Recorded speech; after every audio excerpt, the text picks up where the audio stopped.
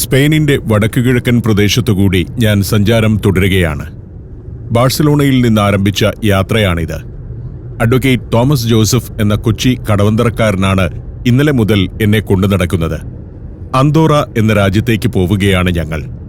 ഇപ്പോൾ പോൺസ് എന്ന പട്ടണത്തിലേക്ക് എത്തി. സ്പെയിനിന്റെ വടക്കുകിഴക്കൻ പ്രദേശത്തെ ഒരു പട്ടണമാണിത്. മധ്യകാലത്ത് ഉർഗൽ പ്രഭുക്കന്മാരുടെ ഭരണത്തിൻ കീഴിലുള്ള പ്രദേശമായിരുന്നു ഇത്. അന്ന് കത്തലാൻ മേഖലയിലെ പ്രമുഖമായ സാമ്പത്തിക കേന്ദ്രമായിരുന്നു ഇവിടം. അക്കാലത്ത് എല്ലാ ദിവസവും വലിയ പാത്രങ്ങളിൽ ഭക്ഷണം പാകം ചെയ്ത് ദരിദ്രർക്ക് നൽകുന്ന ഒരു സമ്പ്രദായം ഇവിടെ നിലനിന്നിരുന്നു. റാങ്സോ എന്നാണ് അതറിയപ്പെട്ടിരുന്നത്. അത് ഇന്ന് ഈ നഗരത്തിൽ പ്രമുഖമായ ഒരു ആഘോഷമാണ്. നോമ്പുകാലം തുടങ്ങുന്നതിന് തൊട്ടുമുൻപ് വലിയ തോതിൽ ഭക്ഷണം പാകം ചെയ്ത് ആളുകൾക്ക് നൽകുന്ന ചടങ്ങാണത്. ആ സമൂഹ സദ്യയിൽ പങ്കെടുക്കാൻ അയൽ ഗ്രാമങ്ങളിൽ നിന്നെല്ലാം ധാരാളം ആളുകൾ പോൺസിൽ എത്താറുണ്ട്. ഇതിവിടുത്തെ ഒരു ഉദ്യാനമാണ്. ടൗണിന്റെ നടുക്ക് ഇങ്ങനെ വലിയൊരു പാർക്കുണ്ട്. ഞായറാഴ്ചയാണെങ്കിലും പാർക്കിൽ ആളുകളെ കാണാം. ഫുഡ് കിയോസ്കുകളെല്ലാമുണ്ട് പാർക്കിൽ. ഉച്ചനേരമാണ്. കുടുംബമായിട്ടൊക്കെ ആളുകൾ ഉദ്യാനത്തിലൂടെ നടക്കുന്നു. ടൂറിസ്റ്റ് ബസ്സുകൾ കടന്നു പോകുന്നത് കാണാം. അന്തോറയിൽ നിന്ന് വരുന്ന ബസ്സുകളാണ്. ടൗൺ സ്ക്വയറിന് നടുവിലും റെസ്റ്റോറന്റിൽ ഭക്ഷണം കഴിച്ചും വൈൻ കുടിച്ചുമിരിക്കുന്ന ആളുകളെ കാണാം. ഈ റൂട്ടിലെ ഒരു പ്രധാന ടൂറിസ്റ്റ് കേന്ദ്രം കൂടിയാണ് പോൺസ്. പുരാതനമായ ചില പള്ളികളും ചരിത്ര മ്യൂസിയവും മറ്റുമാണ് ഇവിടുത്തെ പ്രധാന കാഴ്ചകൾ. 11ാം നൂറ്റാണ്ടിൽ പണിത കൊളീജിയറ്റ് ചർച്ച് ഓഫ് സെന്റ് പീറ്ററാണ് പോൺസിലെ ഏറ്റവും വലിയ ആകർഷണം. പോൺസിന്റെ പഴയ ക്വാർട്ടറും ബോൺകോപ്റ്റ് എന്ന മ്യൂസിയവുമൊക്കെ ഈ പട്ടണത്തിലെ ടൂറിസ്റ്റ് ആകർഷണങ്ങളാണ്. മനോഹരമായ പ്രകൃതി ഭംഗി ആസ്വദിക്കാവുന്ന നിരവധി സ്ഥലങ്ങളും പോൺസിനോട് ചേർന്നുണ്ട്. ബാറും റെസ്റ്റോറന്റും ഹോട്ടലുമൊക്കെ ചേർന്ന ചില കോംപ്ലക്സുകൾ നഗരത്തിന്റെ പ്രധാന ഭാഗത്തുനിന്നും വിട്ട് യാത്ര ചെയ്യുമ്പോഴും കാണാം. സ്പെയിനിന്റെ വടക്ക് കിഴക്കൻ പ്രദേശം, പ്രത്യേകിച്ച് അന്തോറയുടെ അതിർത്തിയോടടുത്തുള്ള ഈ ഭാഗങ്ങളൊക്കെ മലമ്പ്രദേശങ്ങളാണ്. റഗഡ് മൗണ്ടൻസ് എന്ന് പറയും.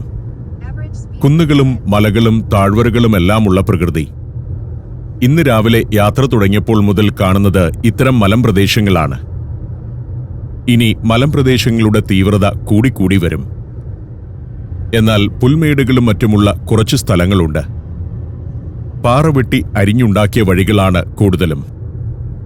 ഷൂട്ട് ചെയ്യാനും കാണാനും രസമാണ്. ഈ യാത്ര ഒട്ടും മടുപ്പുണ്ടാക്കില്ല.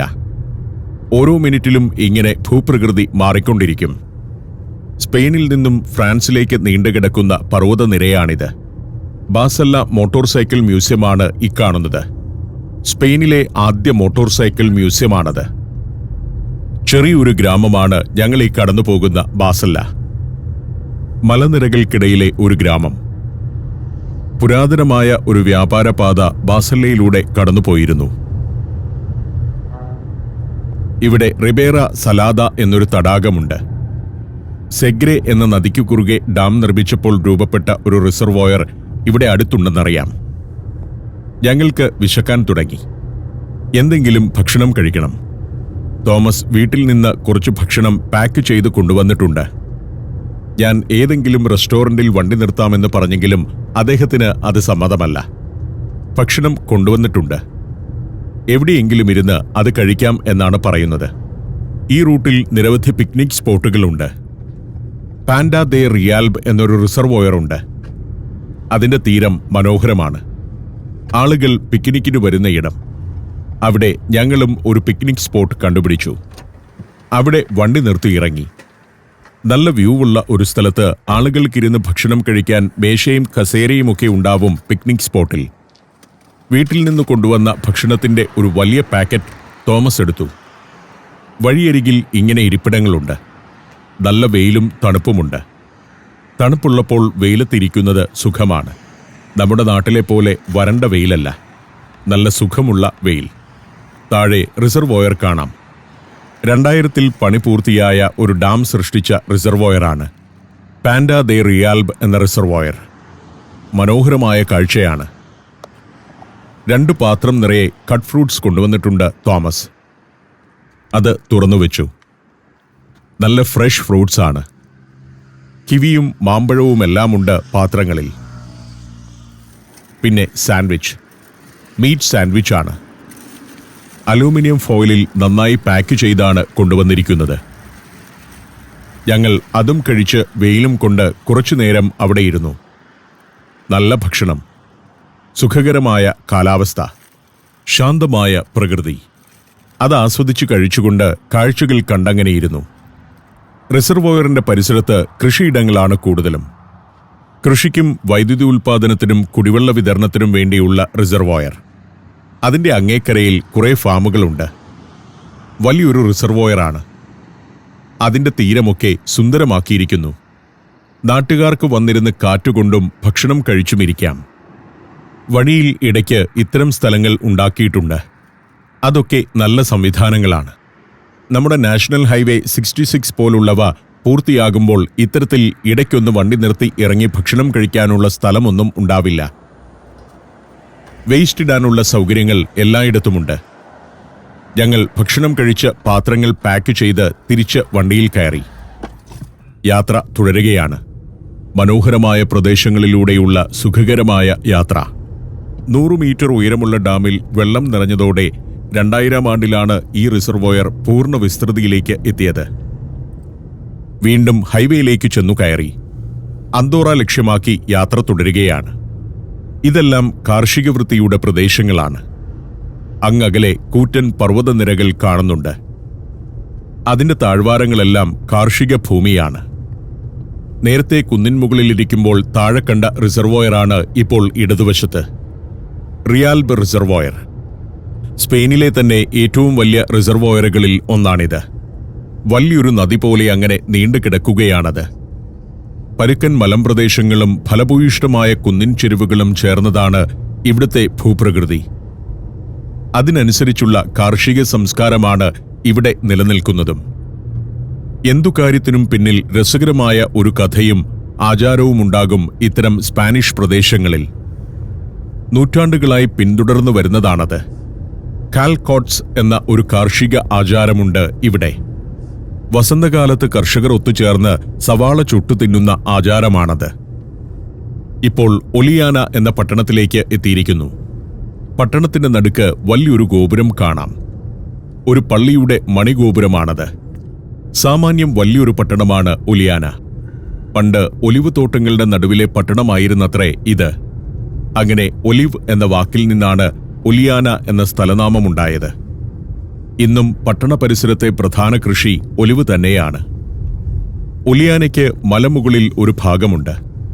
അതാണ് പുരാതന നഗരം. ഈ മെയിൻ റോഡിന് ഇരുവശവും കാണുന്നത് പുരാതന ഭാഗമല്ല. താരതമ്യേന പുതിയ കെട്ടിടങ്ങളാണിവിടെ. വലിയ ഭംഗിയൊന്നുമില്ലാത്ത കെട്ടിടങ്ങൾ. യൂറോപ്പിൽ ഇത്തരം കെട്ടിടങ്ങൾ നമ്മൾ അധികം പ്രതീക്ഷിക്കില്ലല്ലോ. മിഡിൽ ഈസ്റ്റിലെയും മറ്റും കെട്ടിടങ്ങളുടെ സ്വഭാവമാണ് ഇവയിൽ കാണുന്നത്. ഒരു ഇൻഡസ്ട്രിയൽ ടൗണാണ് ഒലിയാന. ഇലക്ട്രിക്കൽ അപ്ലയൻസസ് നിർമ്മിക്കുന്ന ഫാക്ടറികളാണ് ഇവിടെ കൂടുതലുള്ളത്. അവിടെയെല്ലാം ധാരാളം തൊഴിലവസരങ്ങളുണ്ട്.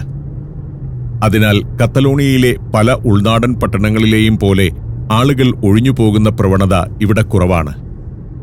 2000-ഓളം ആളുകൾ സ്ഥിരവാസികളായുണ്ട് ഈ പട്ടണത്തിൽ. എന്നാൽ ഇവിടെയും ചില കെട്ടിടങ്ങൾ ആളുകൾ ഉപേക്ഷിച്ചു പോയതുപോലെ കാണാം. മുന്നിൽ ഒരു മലനിര. ഞങ്ങൾക്കിനി ആ മല കടക്കണം. 2 മലകൾ ചേരുന്ന ഒരു ഇടുക്കിലൂടെയാണ് ഇനി കുറേ ദൂരം പോകേണ്ടത്. പിരണീസ് പർവ്വതനിരയുടെ ഒരു ഭാഗമാണ് മുന്നിൽ കാണുന്നത്. അവിടെ ഒരു അണക്കെട്ടും അതിന്റെ റിസർവോയറുമുണ്ട്. സെഗ്രേ എന്ന നദിക്ക് കുറുകെ 1956-ൽ നിർമ്മിച്ചതാണ് അണക്കെട്ട്. അതിന്റെ റിസർവോയർ തീരം ഒലിയാനയിലെ ഏറ്റവും പ്രമുഖമായ ടൂറിസ്റ്റ് കേന്ദ്രമാണ്. കയാക്കിംഗ്, കനോയിങ് തുടങ്ങിയ വിനോദങ്ങൾക്കായി ധാരാളം ടൂറിസ്റ്റുകൾ അവിടെ എത്തുന്നുണ്ട്. ഹൈക്കിംഗ്, റോക്ക് ക്ലൈംബിംഗ്, പക്ഷി നിരീക്ഷണം, റിസർവോയറിൽ ചൂണ്ടയിട്ട് മീൻപിടുത്തം എന്നിങ്ങനെ പലവിധ ആക്ടിവിറ്റികളുണ്ടിവിടെ. ഇതാണ് എൽ സെഗ്രേ നദി. കത്തലാൻ മേഖലയിലെ പ്രമുഖ നദിയായ ഇബ്രോയുടെ ഒരു പോഷക നദിയാണ് സെഗ്രേ. 265 കിലോമീറ്ററാണ് അതിന്റെ നീളം. അകലെ ഡാം കാണാം. 2ാം ലോകമഹായുദ്ധം കഴിഞ്ഞ ഉടനെ നിർമ്മാണം തുടങ്ങിയ ഡാമാണ്. 1956-ലാണ് അതിന്റെ പണി പൂർത്തിയായത്. വൈദ്യുതി ഉൽപ്പാദനമാണ് പ്രധാന ലക്ഷ്യമെങ്കിലും കൃഷിയിടത്തിലേക്കുള്ള ജലസേചനത്തിനും നദിയിലെ ജലപ്രവാഹം നിയന്ത്രിക്കുന്നതിനും അണക്കെട്ട് ഉപയോഗപ്പെടുത്തുന്നുണ്ട്. 102 മീറ്റർ ഉയരമുള്ള ഡാമാണ്. ഇവിടുത്തെ ഹൈഡ്രോ ഇലക്ട്രിക് പ്രോജക്റ്റിൽ പ്രതിദിനം 38 മെഗാവാട്ട് വൈദ്യുതി ഉൽപ്പാദിപ്പിക്കുന്നുണ്ട്. 1990കളിലാണ് ഈ റിസർവോയർ പരിസരം വലിയൊരു ടൂറിസ്റ്റ് കേന്ദ്രമായി വളർന്നത്. വലിയൊരു റിസർവോയറാണിത്. മലമ്പാതയിലൂടെയാണ് യാത്രയെങ്കിലും ഞങ്ങൾ മലയെ മുഴുവൻ കയറിയിറങ്ങിയല്ല പോകുന്നത്. താഴെ നിന്ന് കണ്ട കൂറ്റൻ മലയിൽ പല പല ടണലുകളുണ്ട്. ഒരു വശത്ത് മുൻപേ കണ്ട ഡാമിന്റെ റിസർവോയർ, അതിങ്ങനെ കിലോമീറ്ററുകളോളം കാണുന്നുണ്ട്. 433 ഹെക്ടർ വിസ്തൃതിയുള്ള റിസർവോയറാണ്. നേരത്തെ അകലെ നിന്ന് കണ്ടപ്പോൾ പർവ്വതത്തിൽ വളഞ്ഞു പുളഞ്ഞ പാതകളായിരിക്കുമെന്നാണ് ഞാൻ കരുതിയത്. അങ്ങനെയല്ല, ധാരാളം ടണലുകളുണ്ട്.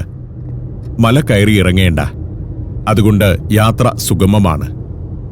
അകലെ നിന്ന് കണ്ടപ്പോൾ ഈ മല എങ്ങനെ മറികടക്കും എന്നെനിക്ക് ആശങ്ക തോന്നിയിരുന്നു. പക്ഷേ ഇവിടെ മലയുടെ ചെരുവിലൂടെയും കൂടുതൽ ഭാഗത്തും മലയെ തുരന്നുണ്ടാക്കിയ ടണലുകളിലൂടെയുമാണ് കടന്നുപോകുന്നത്. നിരവധി ടണലുകളുണ്ട് ഈ പാതയിൽ. 20ഓളം ടണലെങ്കിലും ഞങ്ങൾ കടന്നിട്ടുണ്ടാകും.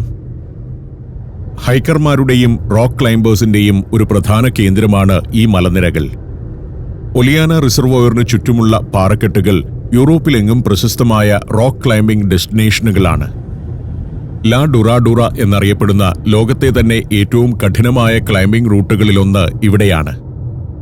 റിസർവോയറിൽ നീന്താനും ധാരാളം ആളുകൾ എത്താറുണ്ട്. സുരക്ഷിതമായി നീന്താൻ കഴിയുന്ന നിരവധി ഏരിയകളുണ്ട് അതിൽ. ചൂണ്ടയിട്ട് common carp, brown trout, zander തുടങ്ങിയ മത്സ്യങ്ങളെ പിടിക്കുന്നതാണ് മറ്റൊരു വിനോദം. ഇവിടെ ചില ചെറിയ പട്ടണങ്ങളുമുണ്ട്. മലയടിവാരത്തിലെ പട്ടണങ്ങൾ, ചെറിയ കാർഷിക ഭവനങ്ങൾ, കൃഷിയിടത്തിലെ ഗോഡൌണുകൾ എന്നിവയൊക്കെ കാണാം. Djibouti, Fiji, Lebanon, Ethiopia, Armenia. സഞ്ചാരം വോളിയം നമ്പർ 17. ഫുൾ HD-യിലുള്ള ഈ അപൂർവ ദൃശ്യയാത്രാ വിവരണ ശേഖരം സ്വന്തമാക്കാൻ സഞ്ചാരം എന്ന് SMS ചെയ്യൂ. ഫോൺ 9995 444 222. ഇപ്പോൾ ഒരു പട്ടണത്തിലേക്ക് എത്തുകയാണ്. കോൾ ദേ നാർഗോ എന്നാണ് ഈ പട്ടണത്തിന്റെ പേര്. പണ്ടുകാലത്ത് മരംവെട്ടുകാരുടെ ഒരു കേന്ദ്രമായിരുന്നു കോൾ ദേ നാർഗോ. മരത്തടികൾ കൂട്ടിക്കെട്ടി സെഗ്രേ നദിയിലൂടെ തുഴഞ്ഞുകൊണ്ടുപോയി പല പട്ടണങ്ങളിലും എത്തിച്ചിരുന്നവരായിരുന്നു അവർ. ആ പാരമ്പര്യത്തിന്റെ ഭാഗമായി സെഗ്രേ നദിയിലൂടെ തടിച്ചെങ്ങാടം തുഴയുന്ന ഒരു ഉത്സവം എല്ലാ വർഷവും ഇവിടെ നടക്കുന്നു. അവിടം കടക്കുമ്പോൾ ഈ മലയുടെ മുകളിൽ ചില ഒറ്റപ്പെട്ട വീടുകൾ കാണാം. ചിലത് ഷെഡുകൾ പോലെയുണ്ട്. പിന്നെ നദി, അതിന്റെ തടങ്ങൾ, അവിടെ വളരുന്ന മരങ്ങൾ. മരങ്ങളെല്ലാം ഇല പൊഴിച്ചു നിൽക്കുകയാണ്. പക്ഷികളും ചെറുമൃഗങ്ങളുമെല്ലാമുള്ള ഒരു ആവാസ വ്യവസ്ഥയുണ്ടിവിടെ. ഇവിടുത്തെ തണ്ണീർത്തടങ്ങൾ അപൂർവമായ പല പക്ഷികളുടെയും ആവാസ ഇടമാണ്. മുന്നിൽ കാണുന്ന മല മുണ്ടാനിയ ഡി അലിന്യ എന്ന പ്രൈവറ്റ് എസ്റ്റേറ്റിന്റെ ഭാഗമാണ്. 5000 ഹെക്ടറിൽ വ്യാപിച്ചു കിടക്കുന്ന പ്രൈവറ്റ് എസ്റ്റേറ്റാണത്. ഒരു ഡയറി ഫാമും നാച്ചുറൽ ഫോറസ്റ്റുമെല്ലാം അതിലുണ്ട്. 4 തരം കഴുകന്മാരുടെ ആവാസ ഇടമായ യൂറോപ്പിലെ ഏക പ്രദേശമാണത്. അതിമനോഹരമായ യാത്രയാണ്. ഗംഭീര വിഷ്വൽസ്. ഞാൻ അതിൽ കുറെയൊന്നും കാണിക്കുന്നില്ല. ഡെൽറ്റകൾ, നദീതീരം, കൂറ്റൻ പർവ്വതം, താഴെ ചാരനിറത്തിലുള്ള മരങ്ങൾ. ഇല പൊഴിഞ്ഞപ്പോൾ മരങ്ങൾക്ക് കൈവന്ന നിറമാണത്. ആ മരനിര കൂറ്റൻ പർവ്വതത്തിന്റെ ചുവട്ടിലേക്ക് ചെന്നുചേരുന്നു. സ്പെയിനിലെ ഏറ്റവും മനോഹരമായ യാത്ര ഇതാണെന്ന് എനിക്ക് തോന്നുന്നു. വീണ്ടും കുറെ ഓടി ഓർഗാനിയ എന്ന പട്ടണത്തിലേക്കെത്തുന്നു. ഓർഗാനിയ ഒരു ക്ലാസിക് പട്ടണമാണ്. ചരിത്രമുള്ള ഒരു പട്ടണം. കത്തലാൻ ഭാഷയുടെ ജന്മദേശം എന്നാണ് ഓർഗാനിയ അറിയപ്പെടുന്നത് തന്നെ.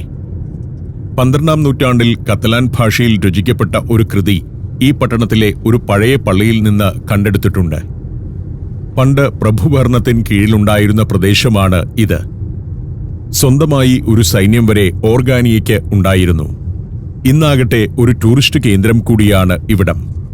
പാരാഗ്ലൈഡിംഗിന്റെ ഒരു പ്രധാന കേന്ദ്രം. സാഹസിക കായിക വിനോദങ്ങളും തനതു വിഭവങ്ങളും ഇവിടേക്ക് ധാരാളം ടൂറിസ്റ്റുകളെ ആകർഷിക്കുന്നു. 850 ആളുകൾ മാത്രമുള്ള പട്ടണമാണ് ഓർഗാനിയ. എന്നാൽ ടൂറിസ്റ്റ് സീസണിൽ പട്ടണത്തിലുള്ള സ്ഥിരവാസികളെക്കാൾ അധികം ടൂറിസ്റ്റുകൾ ഇവിടെ ഉണ്ടാവാറുണ്ട്. വൈകുന്നേരമാണ് ഈ തെരുവുകളിൽ കൂടുതൽ ആളുകളെ കാണാനാവുക. വഴിയുടെ നടുവിലൂടെ ചുവന്ന പരവതാനി വിരിച്ച പോലെ ചുവന്ന വരയുണ്ട്. വാഹനങ്ങൾ അതിനെ മറികടക്കാൻ പാടില്ല. അത്ര അസാധാരണമായ സാഹചര്യമല്ലെങ്കിൽ ആരും ആ നിബന്ധന തെറ്റിക്കാറുമില്ല. ഓർഗാനിയ പട്ടണം ഇവിടെ വെച്ചു തീരുന്നു. പർവ്വതച്ചെരുവിൽ വീടുകൾ കാണാം. സാന്താ ഫേ എന്ന പർവ്വതത്തിന്റെ ചെരുവിലാണ് ഓർഗാനിയ പട്ടണം. മാന്ത്രിക പർവ്വതം എന്നാണ് സാന്താ ഫേയെ ഈ നാട്ടുകാർ വിശേഷിപ്പിക്കുന്നത്. പർവ്വതത്തിനു മുകളിൽ ഒരു ചെറിയ ചാപ്പലുമുണ്ട്. അവിടെ ക്രിസ്തീയ വിശ്വാസവുമായി ബന്ധപ്പെട്ട പല അത്ഭുതങ്ങളും നടന്നിട്ടുണ്ടെന്നാണ് വിശ്വാസം.